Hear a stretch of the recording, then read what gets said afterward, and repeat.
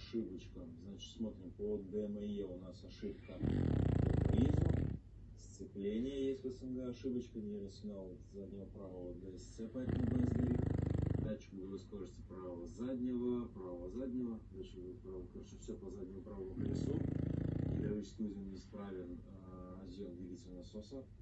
Думаю, что это будет завязано на датчик скорости, но будем смотреть. И все, друзья. Ну что из хороших новостей, это по мотору у нас только одна единственная ошибка, смотрите.